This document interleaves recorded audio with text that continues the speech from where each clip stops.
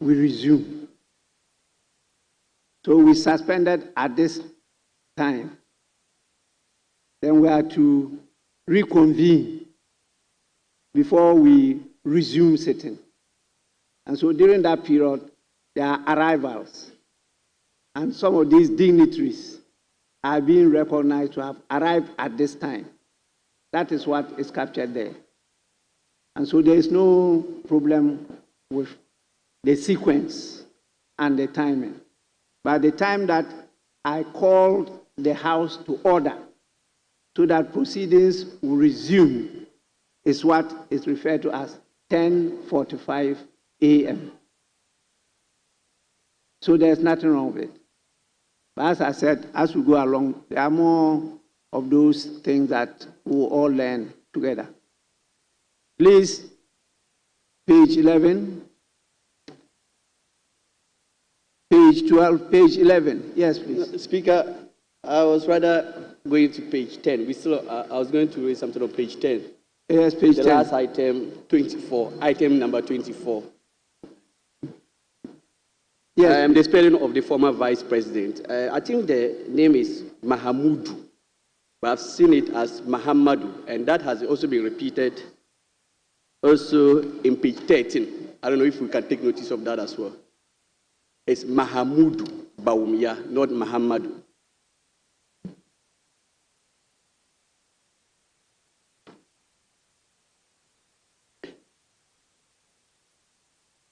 Well, Honorable Member, I think you are right. It will be captured properly. Yes, please.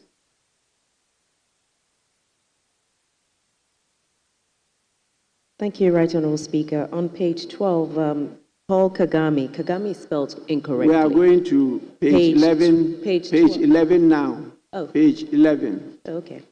All right. And thank you very much. Please, now you can go on page 12. Thank you, Right Honourable Speaker. 34, Roman numeral I. And then II. We have Paul Kagame, H.E. Paul Kagame. Kagame is misspelled. It should be Kagame. Not yes, K-I. You are right. Table office, take note. Yes, please. Thank you very much, Mr. Speaker. Mr. Speaker, since this is a House of Record, the same page 12, item 34, Roman number 111, III. The name is Fori Isozima Nyasingbe. Fori Isozima Nyasingbe. Then XVI. The title is His Excellency Brigadier General, retired. He's not just a brigadier, but he was a Brigadier General, retired Julius Mada Wuni Bio. The Wuni is spelled W-O-N-I-E-Bio. Thank you very much, Mr. Speaker. Yes, please. Speaker, thank you for the opportunity. Speaker, a couple of corrections. Item number 34, sub IV. Patrice Talon, the president of Benin, his full name is Patrice Guillaume Athanase Talon. Guillaume spelled Golf Uniform India, Lima Lima Alpha India Mother Echo. Guillaume. Athanase spelled. Honorable members, I have a problem with what you adding to the names. Well, that did not appear on the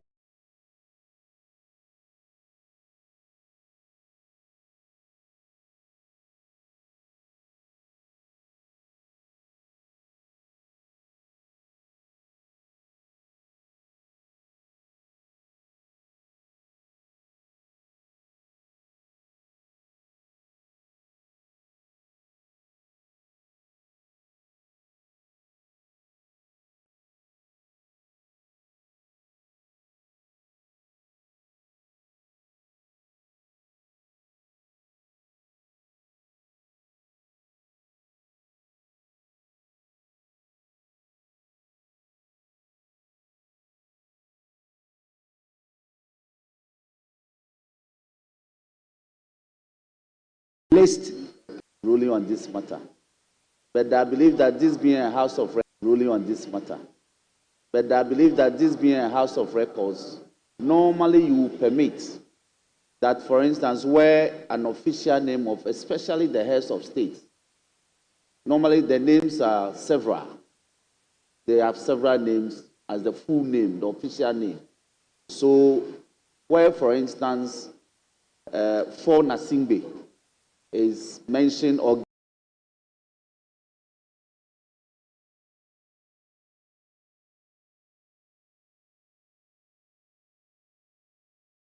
given by our official Stallone, the middle name is Gulam Atanase. You permit that, but I'm guided that if, for the sake of the records, you may not allow that. Let me further go to item number that, but I'm guided that if, for the sake of the records, you may not allow that. Let me further go to item number XIII. His Excellency Muhammad Idris Deby Itno. His Deby is spelled D-E-B-Y. There's no R. There's no R in his Deby. It's Deby, D-E-B-Y. Mr. Speaker, there are other names that we may have to address. The challenge I have is the source of the information. I don't know where you got the authority to be correcting the names of people on the floor of the House. Okay. That is my challenge. Okay. And that is why I say what we were given and what was pronounced is what should be captured. I don't think you are the authorized representatives to be correcting the names and tell us official or unofficial names of dignitaries. Speaker, I'm guided. Speaker, safe to say that these presidents have their official websites in their respective countries. Please. So I'm guided. I can tell you that our late Professor Kofi Abrifa Bugia was known as Joseph Frederick Bosnia. You don't know it. That was his name, Joseph Frederick. And he changed both names to Kofi Abrifa. And that was done legally. He swore an affidavit and went through the process to change his name. Now, you will come later and say that that is not his correct name. And you'll be referring to Joseph Frederick. You don't have that authority. And that's why I'm saying that you don't have the authority from any of them, unless you can show me that this is my authority from this person to change the person's name. You don't have it.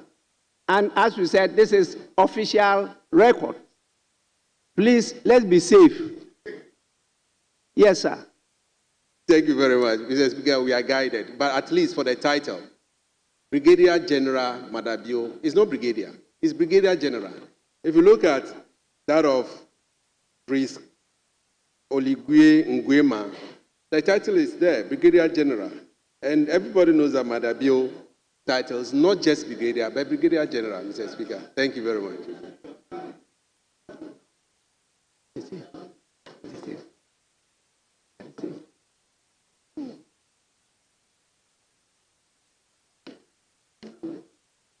Yes, please.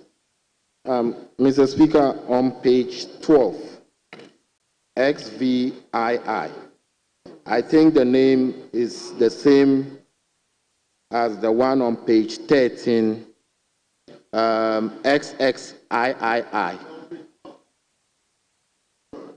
Page 12 and page 12 and 13.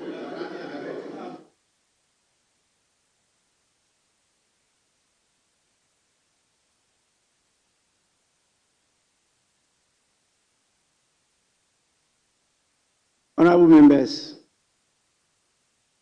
Brigadier General is the same as brigadier. It's only people prefer you to say general. So you have brigadier general, you have major general, you have lieutenant general, and you have general. The general is the 4-star. The lieutenant general is the 3-star. The major general is a 2-star. And the brigadier general is the 1-star. Please. I went for an interview to be a military man, so I know that. Yes, in 1977. And many of you were not born. You know, I like the discipline in the military. And so, with that admiration, I decided to join the military and also to train myself to be strong, not weak as I am today. But the university robbed me of that training. So please, let's take it as it is. We'll take a note, we'll cross-check from the document that was given to us, and we'll do the writing. So may we go to page 13? Yes, please. Right, Honourable Speaker, still on page 12, respectfully, if you'll indulge me.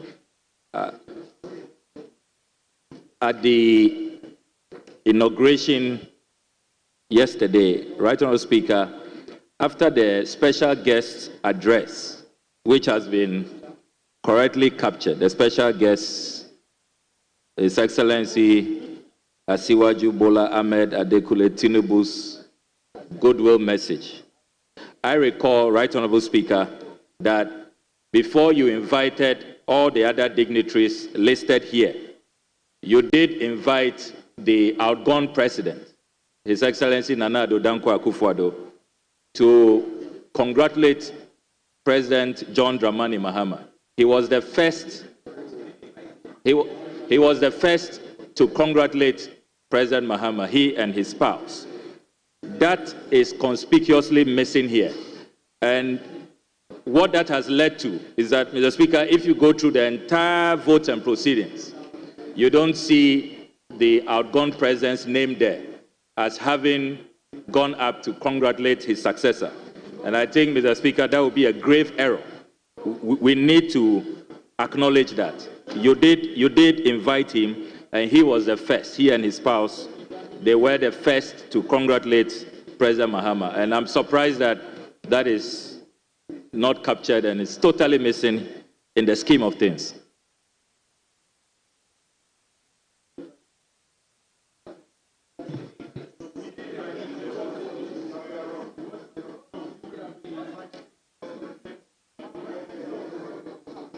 Yes, Minority Chief Whip.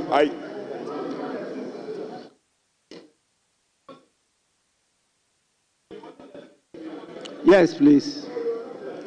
Thank you, Right Honourable Speaker. Mr. Speaker, item 34, XVII, the name of the head of state of Guinea-Bissau has been repeated at XXIII. So one needs to be expunged. Thank you, Mr. Speaker.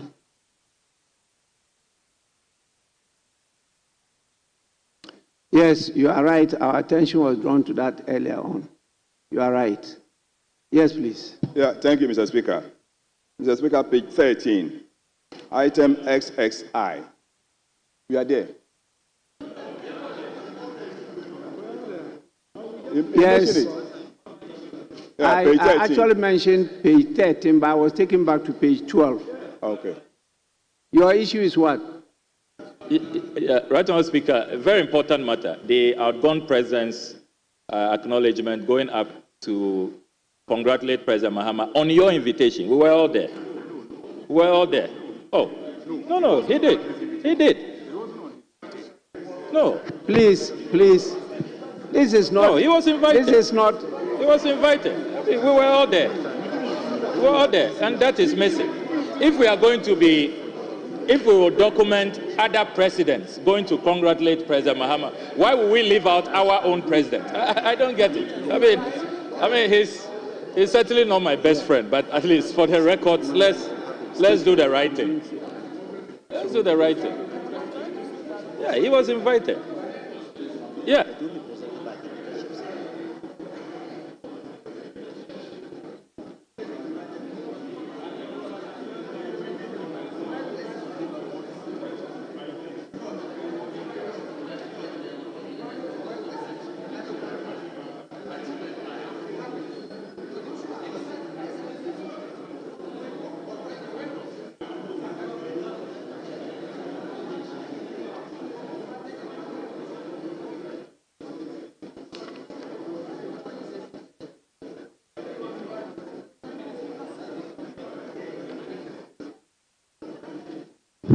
Honorable members, this matter is not open to debate.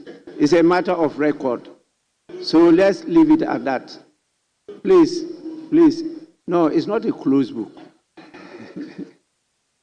But it's a matter of record. Let's take it as it is. I'm here. I know what happened. Yes. And we know the protocol. We all know the protocol.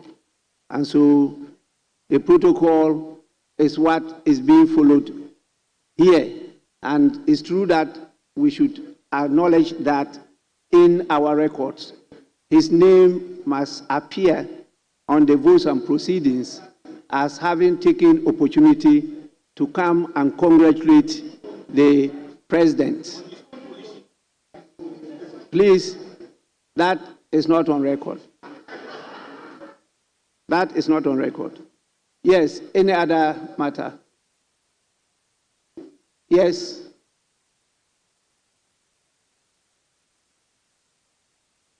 Oh. Is stretching. Yes, please. Thank you, Mr. Speaker. I think mine is on page 13. Yes. Item XXI. His Excellency Felix Antoine Tshisekedi Tshilombo is not the President of Republic of Congo. The President of Republic of Congo is His Excellency Denis Sassou Nguesso. So that correction should be made. Because if you go to page 12, VIII, the correct name there is DR Congo.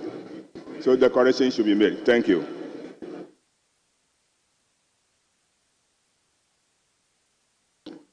Is DR Congo, Democratic Republic of Congo. That should be noted. Honorable members, page 14. Sorry, yes. Mr. Speaker, 14. Mr. Speaker, with respect, on page 13, Roman numeral 34, the name of the former President, John Agyekum Kufuor, is spelled wrongly. Kufuor is supposed to be Kufuor for the former President Kufuor. By here, we spelled it Kufour. Yes, table office, the U comes before the O. Thank you. Page 14. Yes, any...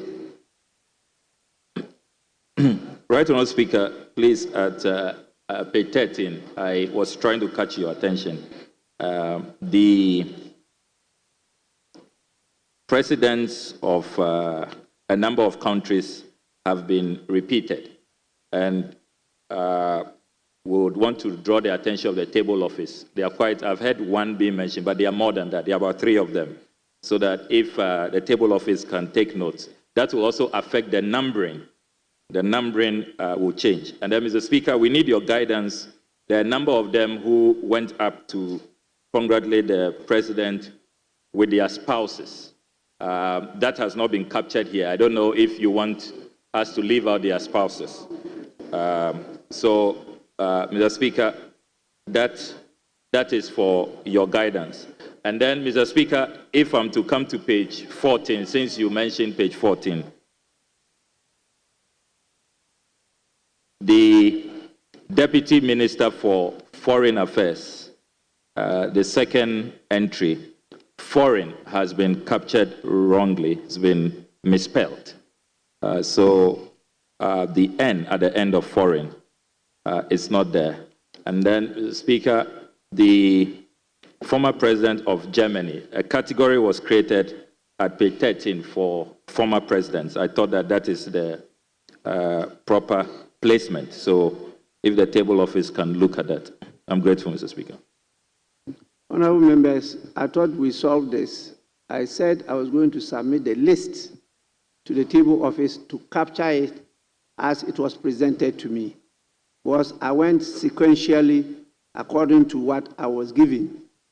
As to the number of people that broke protocol and came up to congratulate His Excellency, they were so numerous that we cannot capture all of them. I mean, I mentioned names, people came with delegations, and we didn't want to cause any scene, so we allowed them. If not, you have seen some struggles around there, everybody trying to come with even their children to congratulate His Excellency the President. So please, we'll do the proper thing by submitting that list to the table office to be captured. May we proceed? Yes, please. Yes, Mr. Speaker. Page 14, XLI, iterating from the senior member, Honorable Kujato Abrakwa. In as much as the foreign is spelled wrongly, the main concern is that His Excellency Diego Martinez Bellew is actually the State Secretary for Foreign Affairs and Global Affairs, and not Deputy Minister for Foreign Affairs. We will cross-check from the list that was submitted. Thank you. Thank you, Mr. Speaker. Yes, page 14. Mr. Speaker, on page 14, 35, I've realized that the name moved by Honorable Majority Leader and member for Ajumako, I seek your guidance. I thought it should be member of Parliament for Ajumako Eyen Ishiam. So I need your guidance on that. Thank you.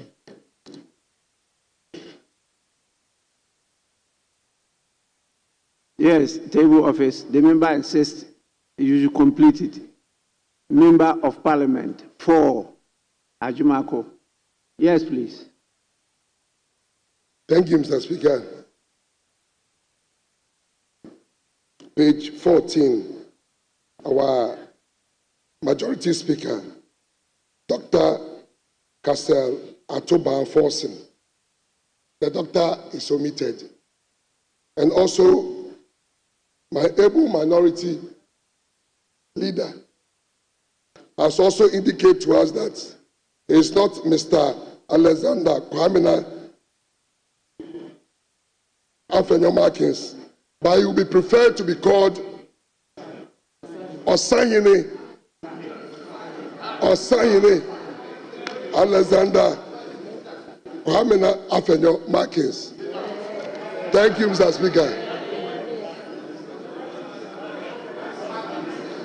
Markins.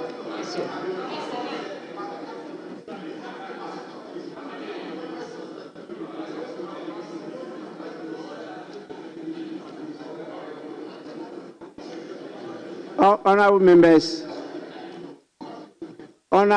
members, we had forms given to all of you to indicate your full particulars, the details.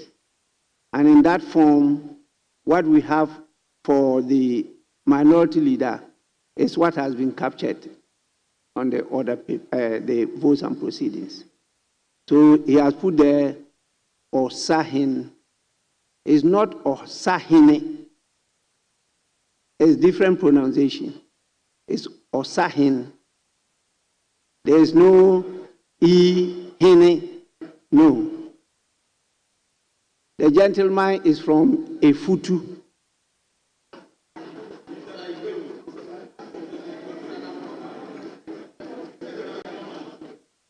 That is for him to decide whether is Angloman or not Fante. Fante is a general description of so many tribes in the central and western region. His tribe is there. Yes, please.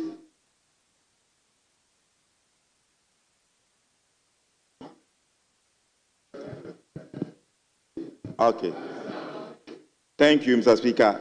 Mr. Speaker, if care is not taken, this house, somebody will come and fill a form that his wife called him man love.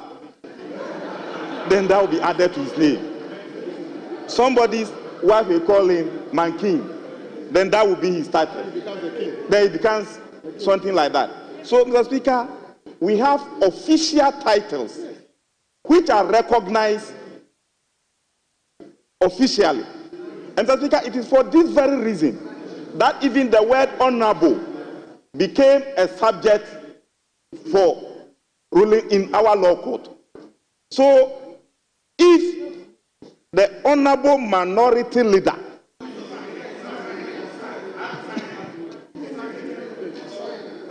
can explain, the Speaker, simply because this is a house, this is an august house. If you are giving warrior titles to honorable members, the Speaker, is that the precedent we should set?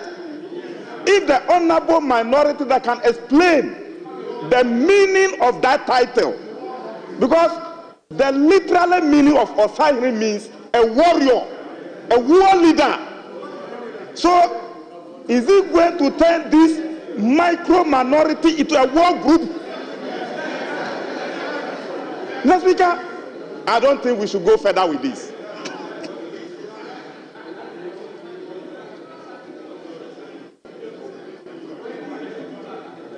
Thank you, Mr. Speaker. Mr. Speaker, I would want to seek your guidance on this as part of the general issues that we are discussing on the list and attendance. I observe that, and I'm making this point because words in their format carry some special meanings, sometimes for emphasis. And if you look at page 12, 13, you see some of the names are italicized. Some of the leaders who were invited, their names have been italicized, whilst others are of normal font. So I was seeking guidance whether it was a mistake or there was some special purpose or they were intending to serve with the italics. If the italics or the one, but can you allow me, please? Allow me. The font is different. The font is different. Font is different. The font size is different. So I know what I'm talking about. So can you allow me?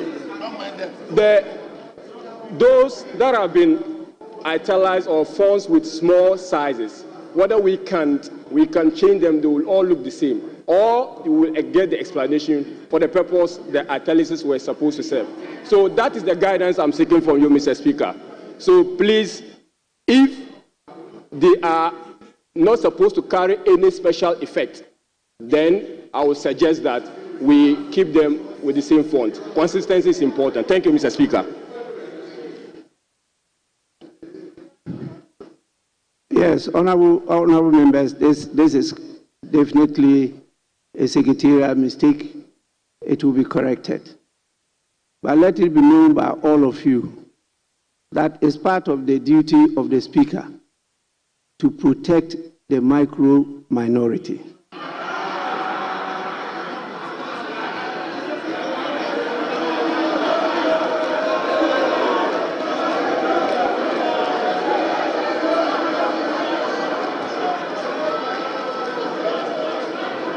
Honorable members,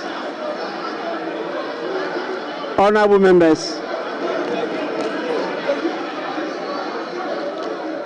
honorable members,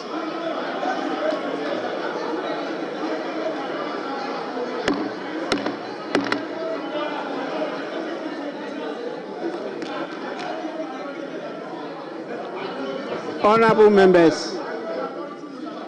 members, is also part of my duty.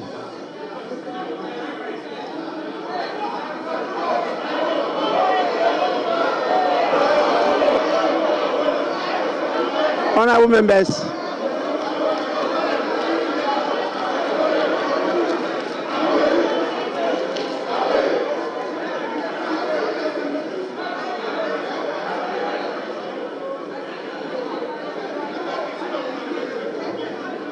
members, honorable members, may we have some calm. The minority leader is on his feet. Let's listen to him. Well, they rose up in support of him. So let's listen to him. Mr.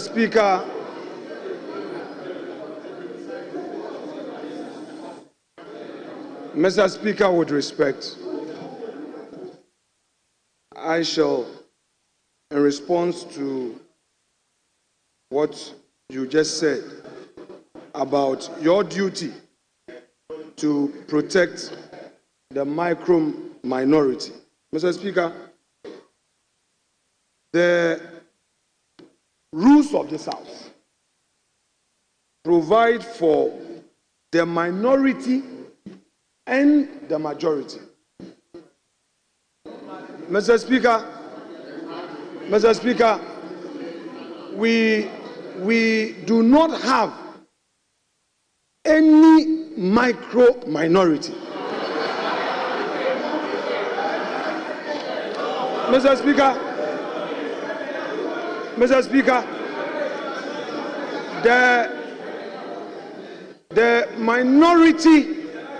the minority caucus hereby protests. Mr. Speaker, we protest the description given to us by Mr. Speaker.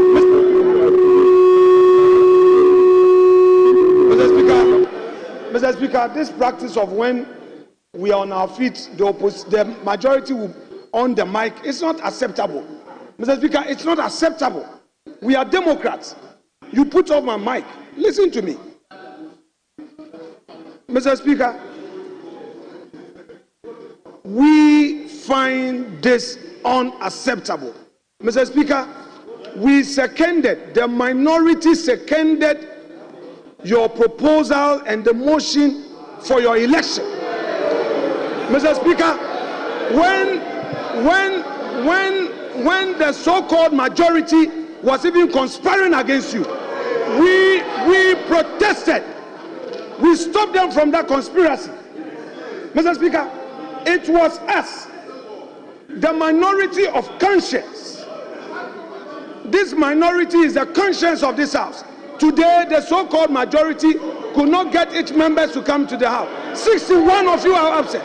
Mr. Speaker, we don't accept the description micro minority. We are minority. Simplicity. Mr. Speaker, please, kindly, Mr. Speaker, describe us as such. We are the minority. We are not micro minority. I so submit.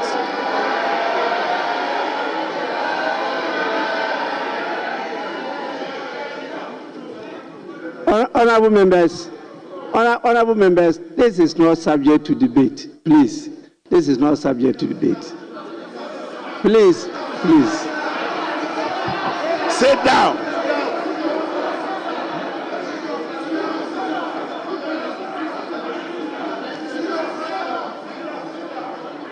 Please.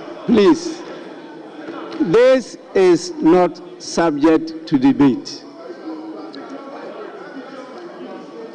The minority leader, on behalf of the minority caucus, has objected to my describing their caucus as micro-minority caucus. And that this is a term that is unknown to the rules of the House. He is totally right. Honorable members, I will say that he himself misled me because he himself has used the term micro-minority.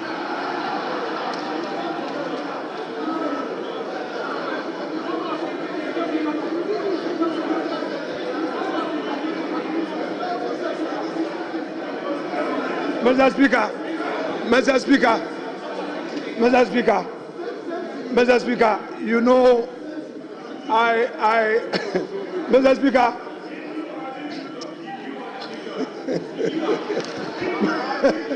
Mr. Speaker, I know you miss your days. You miss your days as a member of Parliament. Honorable members, the objection is to the fact that it should not be formally so recognized by the records of Parliament. I agree with you. And so it should not be used by the Speaker, but it can be used by the leaders.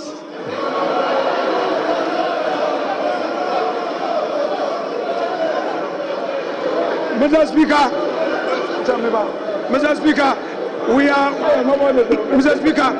we are getting the impression, Mr. Speaker, the minority caucus is getting the impression that Mr. Speaker may be assisting the majority. Mr. Speaker, because you seem to be doing their debate for them. We are the official minority. There can't be any other description. And it shouldn't be used by anybody on the floor of this House. You cannot even use that term. It's not only Mr. Speaker. You can't use that term, micro-minority. From today, nobody should ever use that term in this House. Nobody should use that term in this House. Honorable members, the minority leader is saying that I should not protect them. Is that what I'm to understand? Speaker, we are saying that protect the minority. We are not, Mr. Speaker.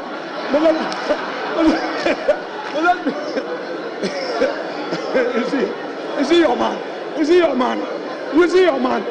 Mr. Speaker, you see what you are doing to us. Mr. Speaker, we protected you. When they were conspiring, we protected you. So protect us. We are the minority. We protected you. In fact, but for us, you wouldn't be the Speaker. Yes. It's because of our protection. That is why the President-elect had to issue a statement. Yes. We protected Mr. Speaker. Honorable members, please. Let me just hear from you so that I will not be seen to be denying you your right to be heard. Yes, please. Mr. Speaker, I come under Order 123, 2A and B. Mr. Speaker, the preamble of my, on a lighter note, just a few weeks ago, Mr. Speaker, just a few weeks ago, my good friend was protesting heavily for being referred to as minority leader. But you were not. But today are you? Mr. Speaker, and the order says that, and I read, a member shall not use offensive, abusive, insulting, blasphemous, or unbecoming words on a member or any other person, or B, impugn improper motives. Please. Other person. Mr. Speaker, my colleague suggested that the majority was conspiring against you, Mr. Speaker. Mr. Speaker, I have it on record when the minority leader at political functions was describing you in words that can never be used on this floor, and said, Mr. Speaker, that the greatest injustice to Parliament was to elect you as Mr. Speaker. You said that on political platform. Today, a 10-quote minority leader is now pretending he loves you more than the people who actually you belong to. We can tell you this. We can tell you this. We can tell you this. Mr. Speaker, I live, Mr. Speaker, and I know you've got the tapes and the videos. But what I will say is that for the fact that he described us as conspiring against you, he must actually withdraw that part of the statement now and apologize to us. And apologize. And Mr. Speaker, hold on, Mr. Speaker. He described us as the so-called majority. Look at you this way and look at this. Is this a so-called majority? Do you describe this as a so-called majority? This is a proper majority. And this is, Mr. Speaker, the size of this, let me repeat, the size of this looks like my district assembly. The size of this looks like the size of my district assembly. Do you like that one? Mr. Speaker, he must necessarily withdraw. This side did not and will never conspire to do anything against you. If there's if the last person, the last group of people who undermine you, Mr. Speaker, will not be this side. If there are other people who do it, we can guarantee you will get our support today, you will get our support tomorrow, because you are doing the right thing. So he must withdraw.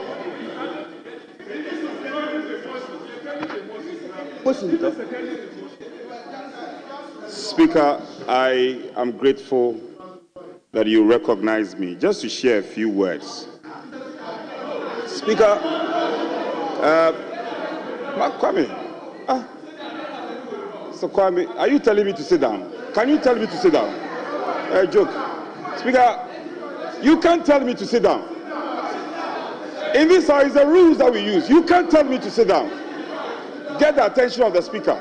Mr. Speaker, I thank you for recognizing me. First of all, the order my colleague quoted, and if you read further, order 1, 2, 3, if you read further, subclause 3, the inherent condition is stated there. It will lie in the mouth of the Speaker to determine if indeed those words were used. I hope you recognize that. Then again, going beyond that, Speaker, going beyond that, I am 4th term in this House. Would you listen to me? Would you listen? Speaker, would you listen to me? Speaker, 4th term in this House. This is the first time.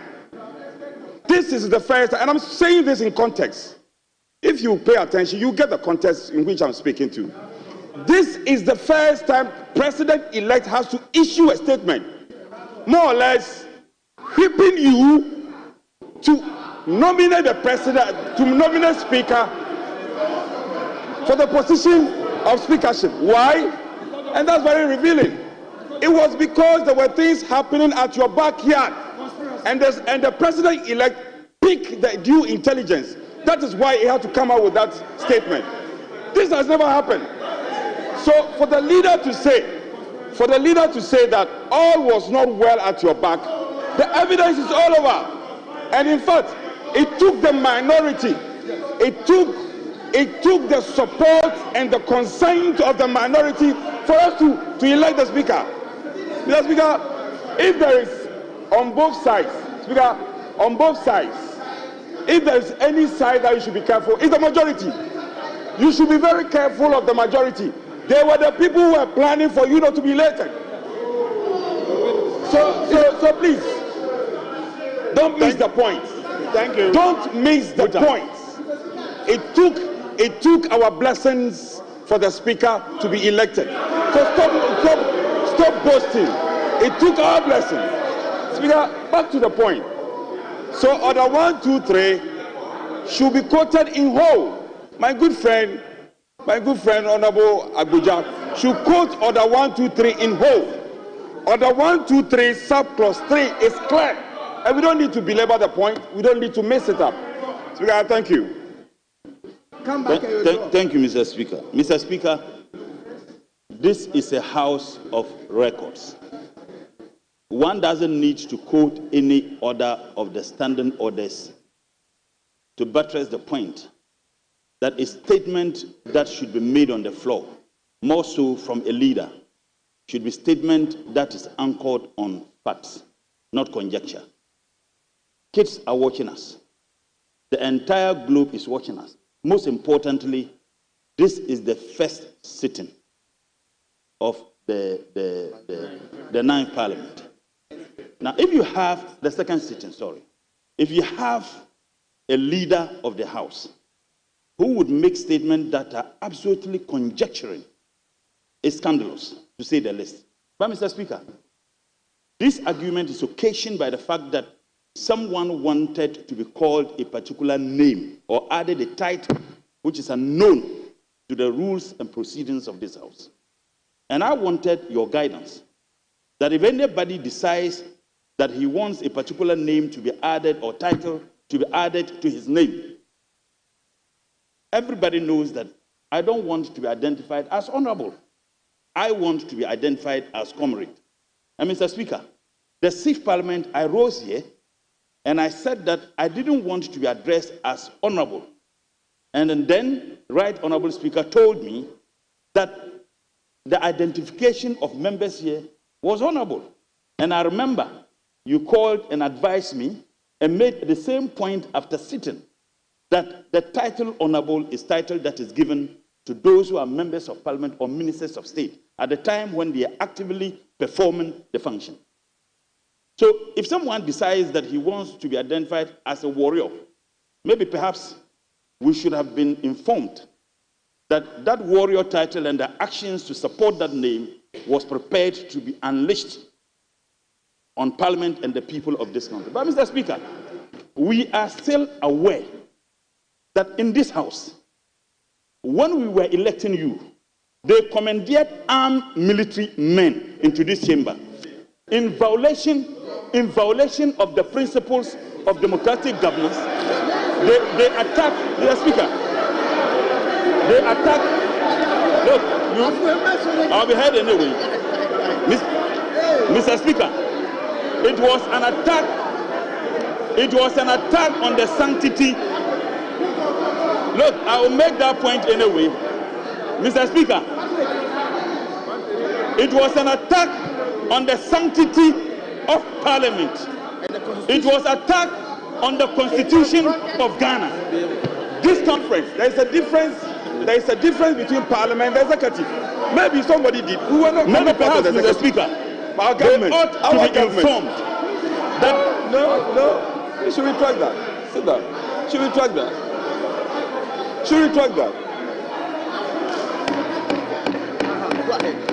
Mr. Speaker, maybe perhaps they ought to be informed that Parliament and the legislative arm.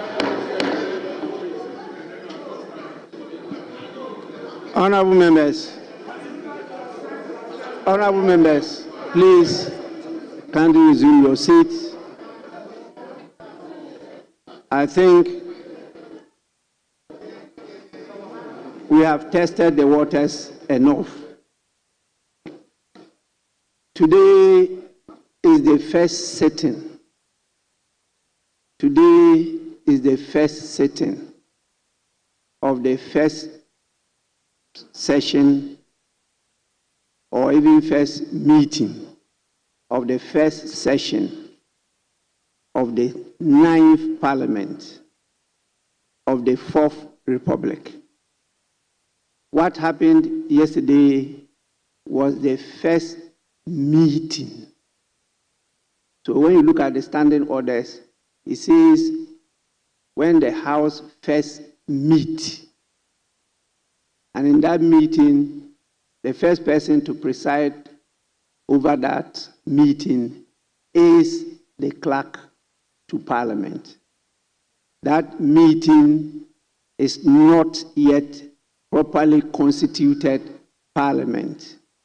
You are members of Parliament elect, and when you graciously elect a speaker, he comes in as a speaker elect until sworn in by a person who, by virtue of that condition, is present on the floor of the House, just for a ceremony, and that is the Chief Justice. Then the person becomes Speaker. And then the Speaker now swears you in. So our standing orders refer to that as when Parliament first meets. Now, if you go through the standing orders, you see that they describe today as the first sitting. So that's what we have. The second point is that during the era of the military regime, at that time, the head of state was General Ignatius Kutu Achampong. He said, as for rumors, he has no problem with rumors. The problem he has is the mongering. The mongering of the rumors. Now, why? Is it one person mongering the rumors? All of you are mongering rumors. And so a decree was passed against rumor mongering. We are not going to do that in democratic Ghana. And so as you monger your rumors, be sure that the Right Honourable Speaker will take them with a pinch of salt. I know that the term I used was not taken kindly by the minority caucus. And so I acknowledge that. And I decided that it will not be used officially. And so the Right Honourable Speaker, the Right Honourable Speaker will not use the term micro-minority at all in reference to the minority caucus. I recall in the first parliament of the Fourth Republic, the caucus I belonged to at that time was referred to as populous majority. And it was used. Maybe because it was edifying, it was accepted. Today, we will not use a term that is not edifying. So I will not use it. I will not use it. I say I won't use it. Now,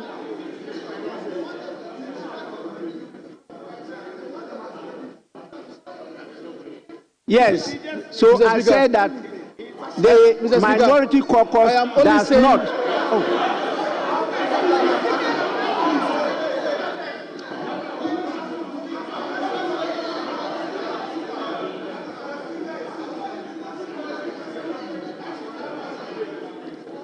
Honorable members,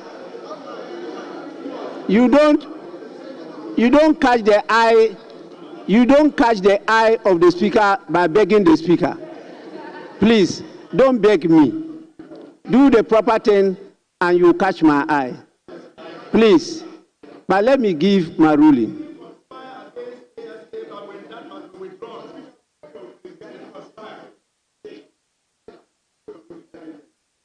Please. That is what I'm doing.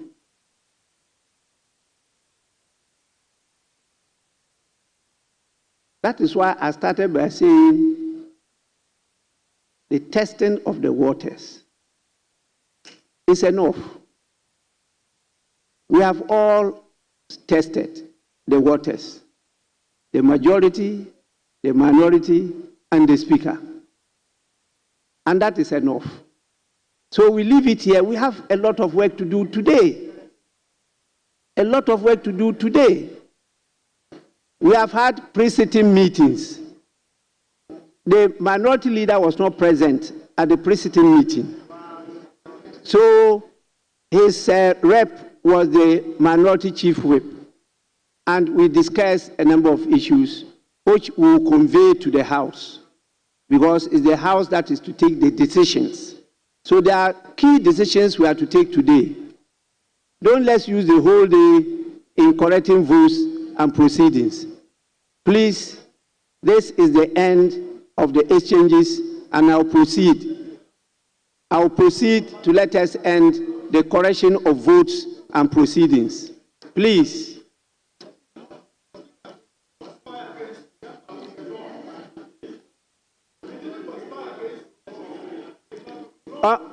Honorable Member, I just used a phrase, and that phrase was explicit enough. If you conspired at all, you conspired in favor of me. That I know. You don't just conspire against, you also conspire for. Yes, so the word conspiracy is not all negative. There are positive things about conspiracy. Yes, so please, I did state that clearly, that you did not conspire against me.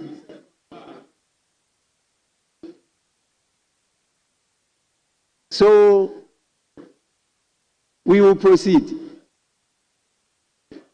We will proceed to do what is right. Please, in the absence of any other corrections, the votes and proceedings of Tuesday, 7th January 2025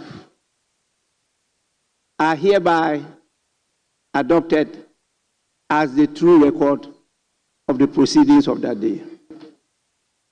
Honorable members, let's now take item 6.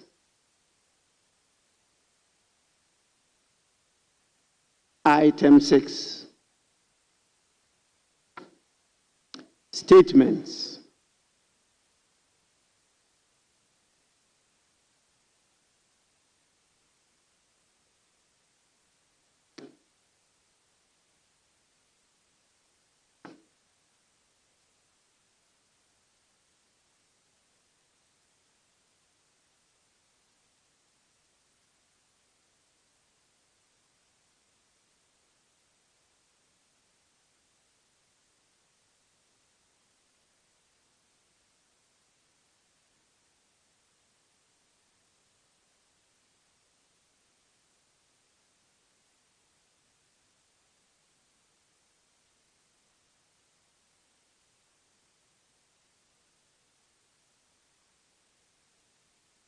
Honorable members, at this sitting, we are expected to, as a House, appoint and compose some committees.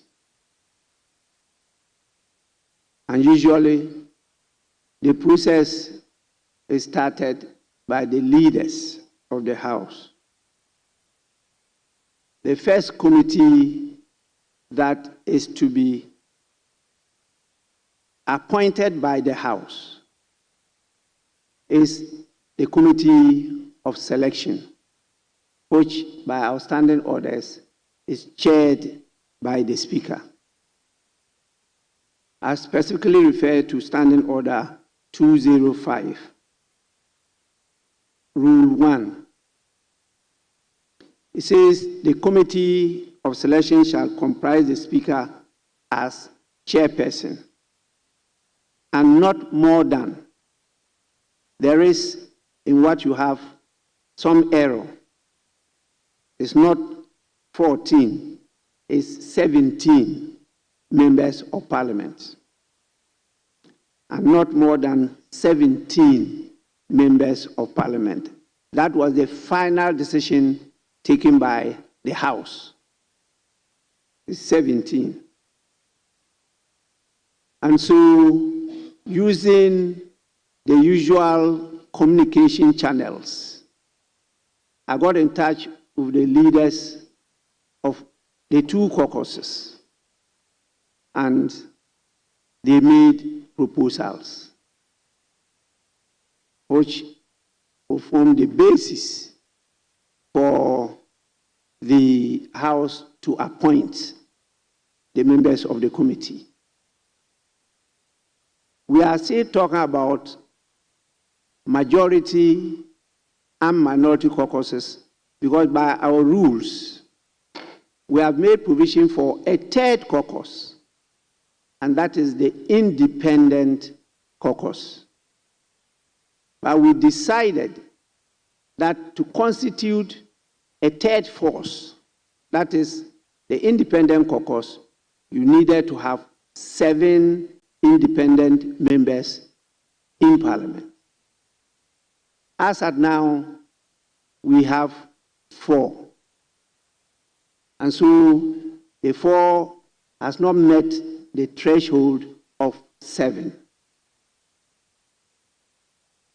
My instructions is to the 4 independent members that they have the option to decide which of the caucuses to officially transact business with in the House.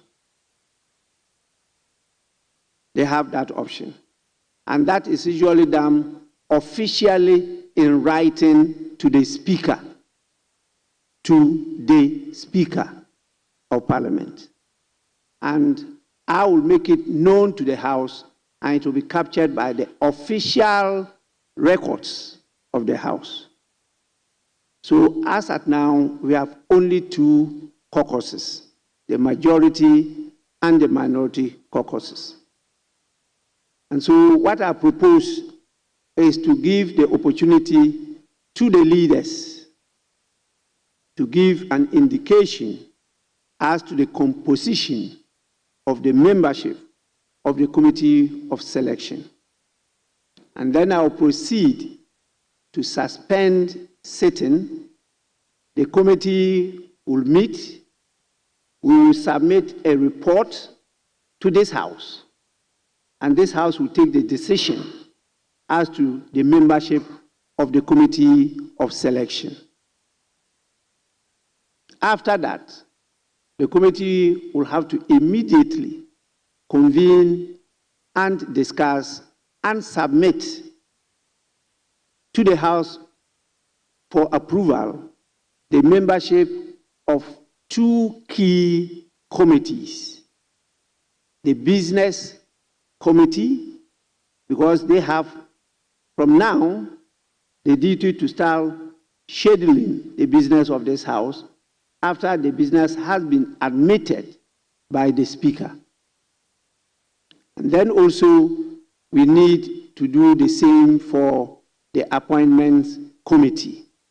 These are 2 key, I should say 3 key committees that we have to set up today before we decide. And I will make a proposal for you for us to take a bit of rest to allow the authorized officials to put in place a proper arrangement on the floor of the House. Where you are sitting today, they are just borrowed seats for today. The next time you come, you will see that your constituency and your name will be on a different seat, which is the properly allocated seat for you. And we have to do all this within a very short period of time so that we could now position ourselves properly to transact parliamentary business and also official government.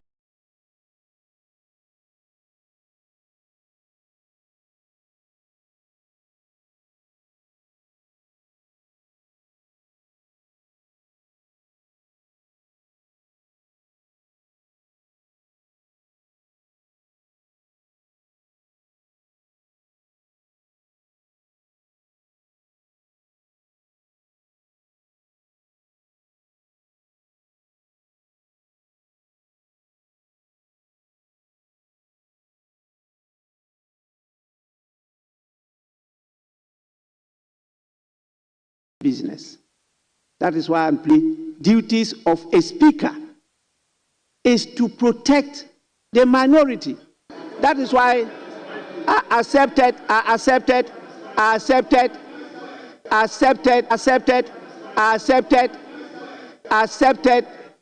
Honorable members, I will be applying the rules rigorously. That is why I accepted his position that the use of the word, which is what he objected to. I accept that one. So please, this is how we do business. We don't fight here. We may lose our tempers, but we are members of the same family. And we should continue that way. Yes, so leadership, can you give us an indication? Is the speaker out of order? Honorable, please, just a minute. Because, you know, the House is such that you have to give people the opportunity to be heard. Yes, Honorable Blackwell. I'm grateful, Right Honourable Speaker, for the opportunity. And Right Honourable Speaker, I would never, ever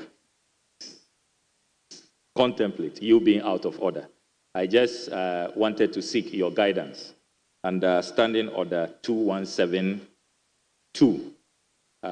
Because of the indication you have given about the crucial committees that have to be set up, the Business Committee and the Appointments Committee. Under our new standing orders, the Appointments Committee has changed, and it now has members from other committees, the relevant subject matter committees.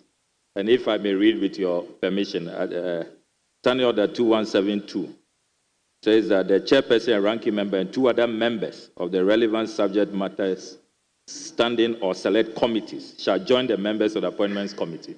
So, Mr. Speaker, in that context, I was wondering if we could probably task the committee to probably broaden its scope to look at the other committees as well, because of the indication you gave that they will be focusing on two committees. That's why, because it appears we have a conundrum with the new standing orders. There is no conundrum. Please, I chair the Standing Orders Committee, and I was there throughout with the lawyers, and we discussed this thing thoroughly. That has been factored into what I just communicated.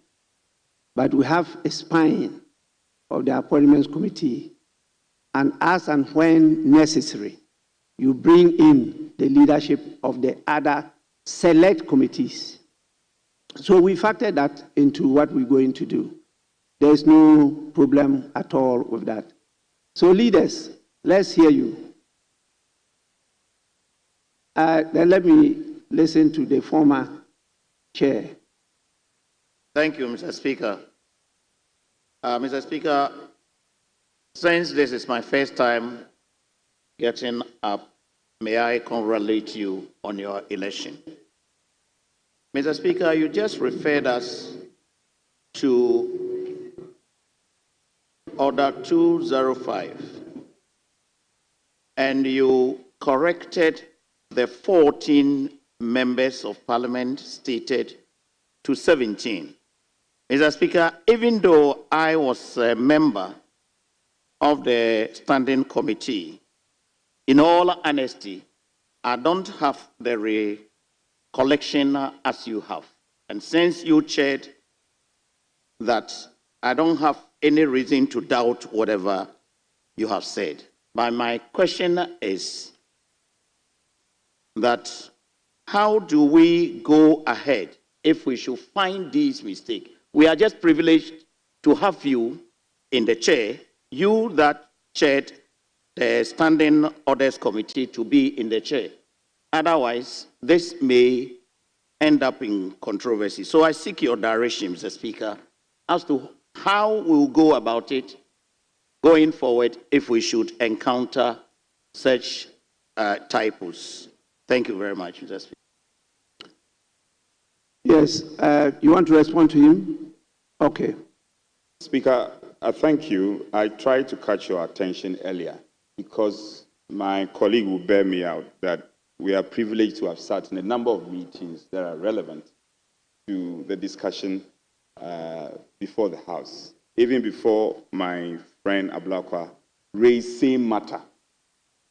And let me say that maybe it's by providence that our colleagues are also being kept in leadership. Because ever since we adopted the new standing order,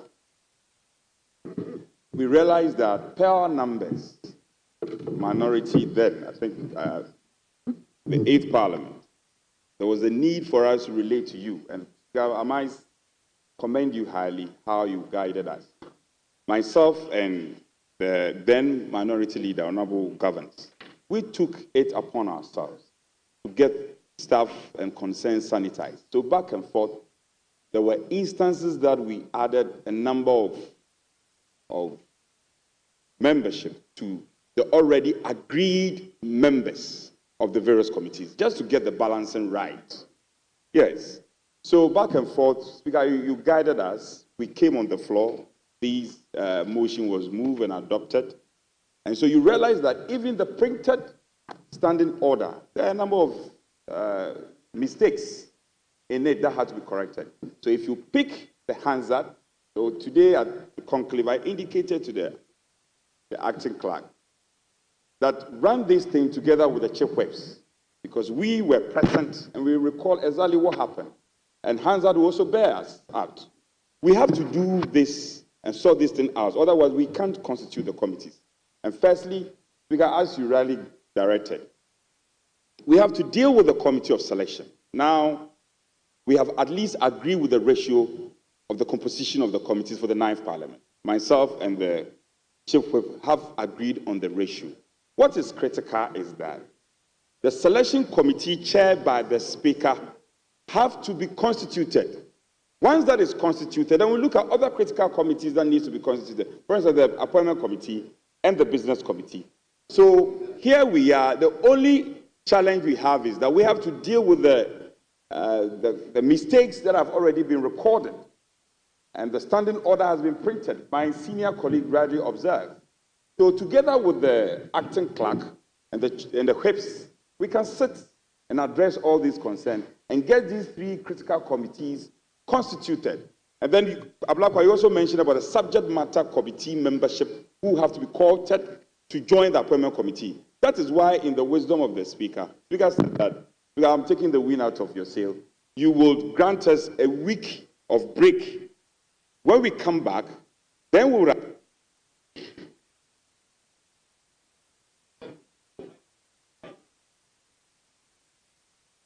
Then we don't have a problem of who a subject matter committee is that has to be co-opted to the appointment committee. So I think the matters are clear.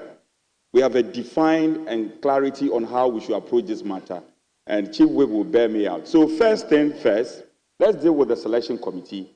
Because we directed, we suspend sitting, go and handle and constitute the business committee and the appointment committee, and we get it also approved, and then we can proceed. And then subsequently, we can constitute all the other committees. But essentially, the ratio has been agreed. Everybody knows. The Chief Whip knows. I should mention what I won't mention. You know it. Speak to your Chief Whip. Your Chief Whip will direct you. So I think we are clear, and we can proceed. Yes, please, honorable members, we really took time to discuss this in conclave. And then all the issues you are raising were considered. But because as a House, we'll be able to generate a lot of interest of our people in what we do. And so we're going through this process for the first time for people to hear and get to know how we do our business. And that is why I'm allowing you to make inputs. It's very important, not only for our edification and education, but for advocacy purposes. Our people have to go with us and understand what we do. And so we're going to do this because this is the first time we got copies, printed copies of the standing orders of the House. And definitely there are some errors. These are to be corrected through administrative instructions, because you have the official records in the Hansard. which they are going to go through in detail now and edit the errors and make sure that the decisions that were taken by the House are truly captured in the standing orders. So that we discuss with the clerk and his staff at the table. So that will be done. The first thing we have to do now is to put in place this composition of the Committee of Selection. As the minority chief whip just stated, he together with his colleague, the majority chief whip, agreed on the formula. And the formula, as we have now, is 183 versus 88, right? That is what was used in the composition, and that's what we'll go with. If there are changes in the future, that will be factored into. That is what is done in our practice and procedure. So please, let's listen to them to give us an indication of the membership of the committee so that we can meet and report back to the House. Yes, Honorable Suhuyini. Mr. Speaker, thank you. I also wish to seek further clarification based on what you just said in relation to the numbers in the House. You earlier made the point that the only way an independent member can join a caucus is by writing to the Speaker. And as things stand now, you don't seem to have that indication. And just a while ago, you made the point about the composition, 183 to 86.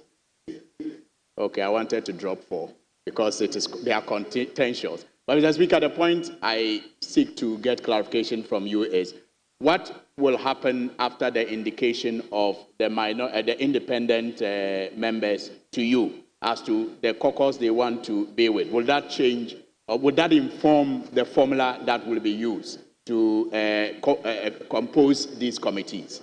Thank you. I'm sure, yes, please. Mr. Speaker, I just noticed he's asked a question. Maybe, I don't know if you want to respond to that first. Mr. Speaker, and thank you for the opportunity for us to do this now. Yes, indeed, the 4 colleagues of ours who are in this House as independent members of Parliament, indeed, communicated to our caucus to caucus with us in doing business on the floor. When we met you at Conclave, you guided us that, yes, that is communication to your caucus, but for the records to be clear in Parliament, that communication needs to come to you officially. Unfortunately, when we left the Conclave, we came to the floor. So indeed, we are going to communicate to the 4 of our colleagues who, to be honest, Mr. Speaker, they sit with us already. So we shall guide them. We shall guide them as to how to send that communication to you.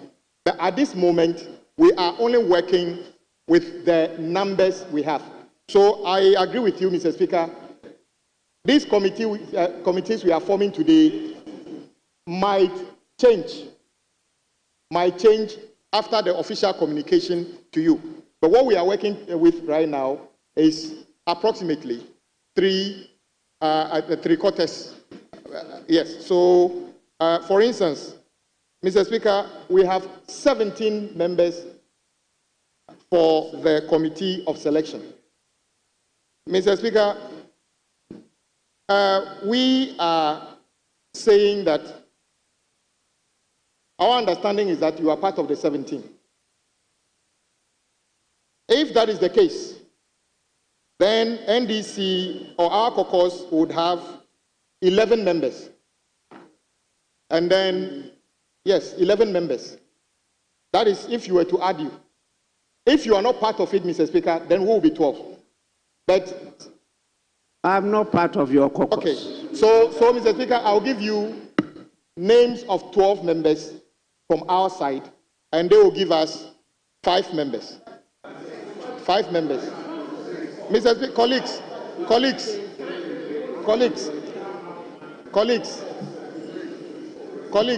we are not debating the statistics. We've worked it out already. The only thing I said was that if Mr. Speaker is part of the 17, then we have 11. If it's not, then we have 12. It's as simple as that. So, Mr. Speaker, if it pleases you. Honorable Majority Chief Whip, take it completely out of your mind. Mr. Speaker is not a member of Parliament.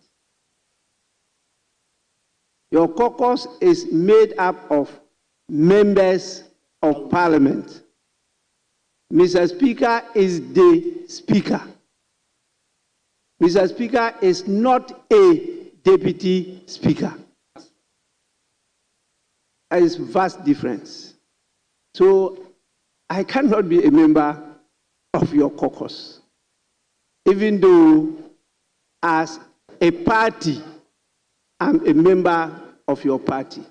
But when I come to a performance of my functions here, it is clearly cut out for me, and I know what to do.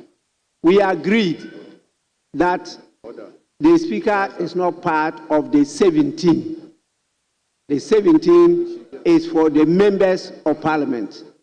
And we agreed, and you submitted your list, and the minority submitted their list. That is the specific names. So we have that already.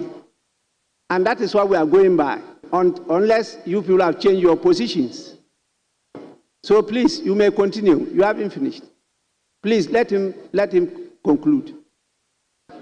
Just to draw his attention that I think earlier on we were all based on facts, information that was before us. We came out with a certain ratio. However, Speaker, granted that all the independent members are given to your side. Speaker, if you do the arithmetic, our side will come up to some 32%. So the numbers that we use earlier, there's a bit of error in it. Because I will seek your indulgence. If you may indulge us, the two of us, you have to look at the report. The clerk has generated a report. Honorable members, this process is step by step. We haven't reached where you are now. I have not received any such communication to me. He has informed us that the communication is to the leaders of the majority caucus. You came to me with a formula and you composed the committee of selection. That is what I'm going by. Until I receive official communication from them individually, not collectively, individually, because they will be held responsible. It will be put on the records. So nobody is going to do it for and on their behalf. They have to communicate individually to the Speaker. And you know, in the case of my second Deputy Speaker, he did that in the 8th Parliament, and it was read to members here. So please, let's follow that. Now we are going to compose committee of selection. Let's do that now. Mr. Speaker, you're very right. I just cross-checked from the committee of selection we had the last time. 17 excluded you. It's excluded you. So, Mr. Speaker, if it pleases you, I'll go ahead and mention the names of the proposed colleagues that will form this committee. And once that is done, and then you are the chair, we go to the meeting, then we can come back with the appropriate one that colleagues will now approve. Mr. Speaker, with us, we have the Majority Leader, Honorable Atoba Forson, as a member.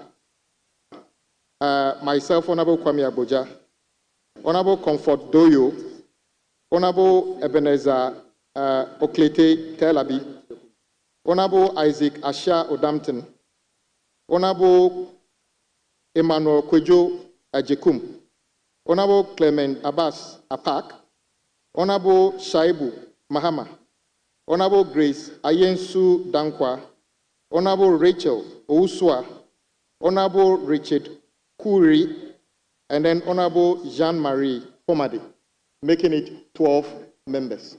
Mr. Speaker, those are the names from our side.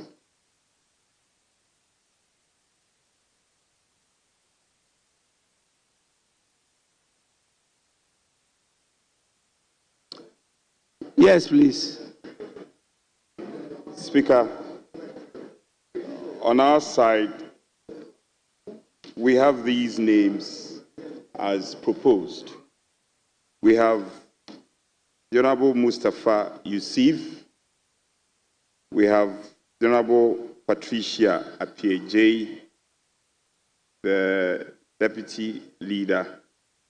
We have Arnaud Dompre. We have Honorable Alhaji Habib Idrisu and Honorable Asante Waten, 5 of us. Yes, 5. I thank you, Speaker. Yes, please. Yes, Deputy Majority Leader. Honorable Speaker, just to add that we confer with colleagues, as you have said, that when the independent members bring their letters to your attention, we'll work with them to agree on what the new percentage will be, and then we'll work with that, on that number, just to make sure that is noted for the record. Honorable members, we have that covered under 205 Rule 3. It says the Committee of Selection may review the composition of committees where necessary and report to the House. So that is covered. May I now, with your indulgence, direct that the members so declared be adopted by the House as the membership of the Committee of Selection. Do I have that from members? Consensus. So decided by the House. Honorable members, I now direct that the Committee of Selection should immediately proceed to the conference hall of the Speaker for a meeting on the next item. And with that, I proceed to suspend sitting. And, sorry? Mr. Speaker, may I humbly refer you to Standing Order 67-1. And in particular, 67 deals with the order of business. I realize you've gone through a lot today, but I just want to find out from you. I've seen my colleague from Bolga, Tanga East. He's been seated in the chamber the whole day. Boko has been in the chamber the whole day. The member from Banda. To find out from you, Mr. Speaker, 67-1L, whether you've received any communication from the President. Because I can see some itchiness on the members that I mentioned. And you've received some official communication, a green letter from the President's office. I thank you very much, Mr. Speaker.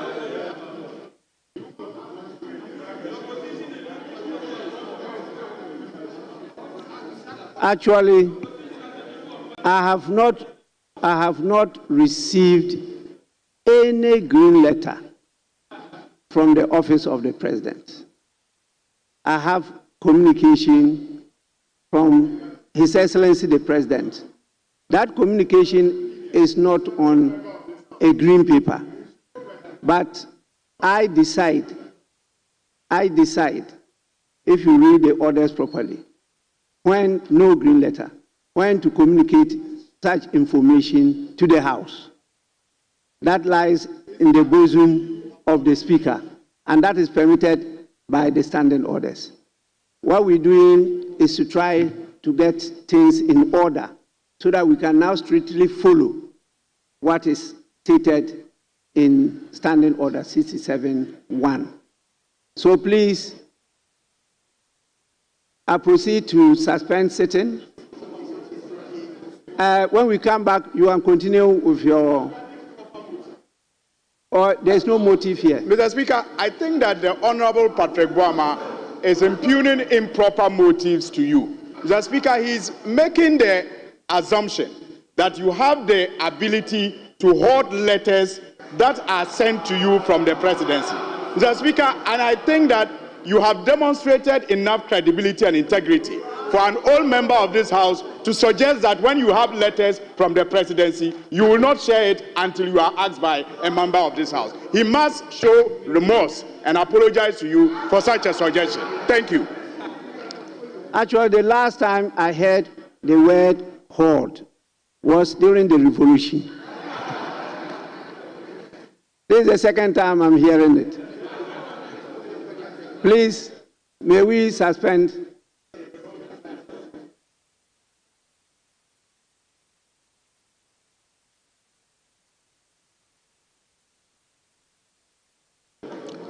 Yes, I'm here proceeding to suspend in consultation with members 1 hour suspension of the House will be sufficient for us to do our work and to report back to you.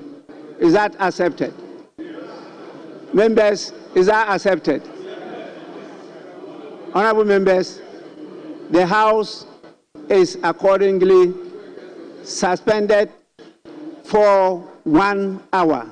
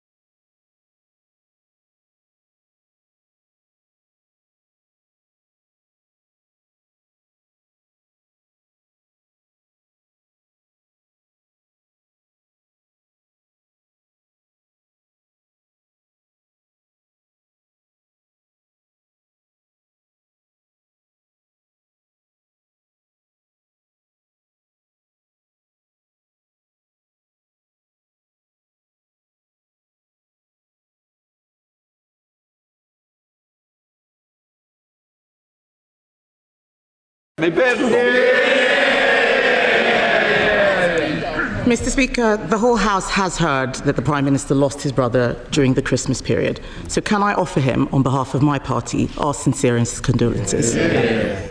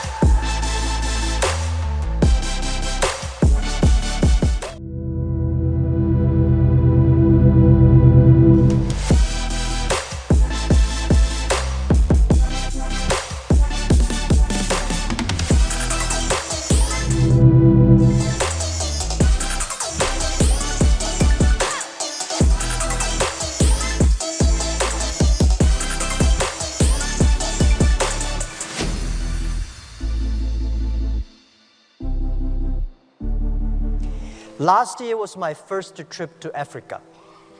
Before I came to Africa, I worried a lot, like anybody else.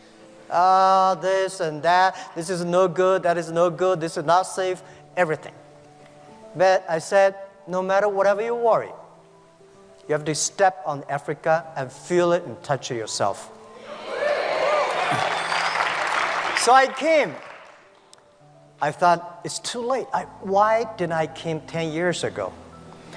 Africa is a continent full of opportunities. And I was inspired and I said, from now on, every year I will come to Africa, visit the 3 countries. So this is my second trip to Africa. And I hope in next 10, 15 years, I can finish visiting 54 countries in Africa, every country. And I came with a lot of friends, business leaders in China, and they said, what we can do? I said, don't do anything, come here, feel it.